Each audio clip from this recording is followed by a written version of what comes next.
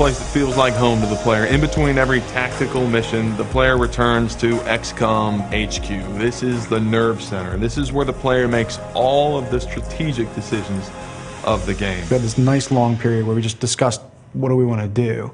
And when we started talking about the base, we would always refer to it as the ant farm, I think, and Jake would talk about it in terms like, you know, want to be like a diorama. And so I was going more along the diorama path where we were trying to make it a little more horizontal, a little bit more like a level. And we explored a bunch of different options with that, and it never really worked. And then one day, my lead tech artist, my lead character artist came in and they said, what if we actually did make this an ant farm? Like, let's mock something up, show me what what you think we're talking about.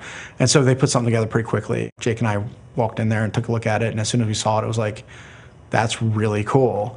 The idea was to take this base and make it feel like a living diorama where the player felt the soldiers that he interacted with had a home. On top of that, the player customizes the base. It's not a static experience. The player chooses how to excavate the earth beneath the base and add new facilities, and those facilities have big impacts on gameplay. Mission control is really important because that's where the geoscape is, and that's the heart and soul of the game. That image of Earth hanging as a jewel in the universe, it's very iconic because that's what the player's protecting. In a lot of ways, that's the character of XCOM. The entire base was sort of designed around the geoscape. So we started with the globe, and then from there, everything kind of smoked out. You start out with the hub, or the ant farm. It's a really cool base that the player has complete control over. So you have these static rooms that you start with. We mentioned mission control.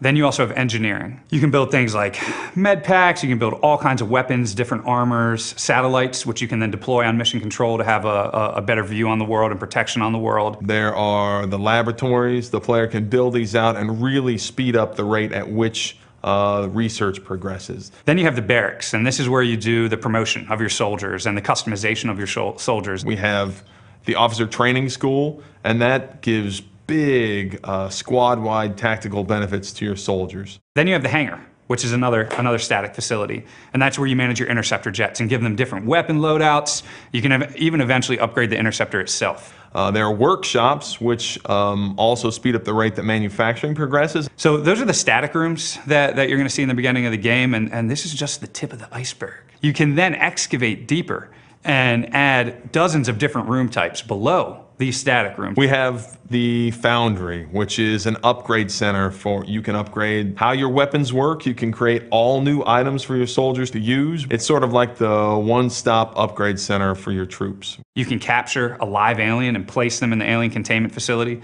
and see them sort of just pissed off in the containment facility. You can see a muton banging on the glass, or a sectoid trying to somehow mind merge his way out of the containment facility. All of these facilities have adjacency bonuses, as we call them. It really matters not only what you build, but where you build it. Certain facilities get bonuses for being built next to each other. You may get rebates on materials if all your workshops are built together, or you may get more power out of your power generators if they're built horizontally. The way you build your base definitely has an effect on your play style, on the way that the game progresses. If you really want to research items quickly, if you have a lot of things exposed in the tech tree and you want to study all these different artifacts, you may want to build a lot of laboratories. When you defeat aliens, you're going to bring back resources to your base, right, from the mission.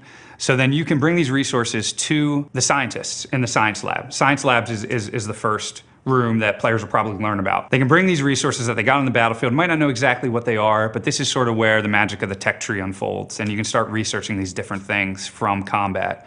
Eventually, as you research them, you'll then be able to build these items in engineering. At the same time, if you want to build a lot of new armors, a lot of new weapons for your troops, if you want to outfit your soldiers, you may want to focus on workshops.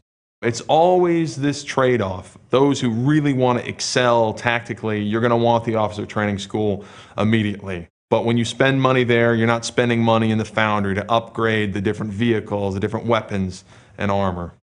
And in true XCOM fashion, you're not going to build every one of these things. You simply can't. So you sort of have to focus and specialize, and you're never going to have enough money or enough manpower or enough power or enough space to build all these facilities at once. So every time you play, it's sort of this different mix of facilities, and that can change the way the game progresses.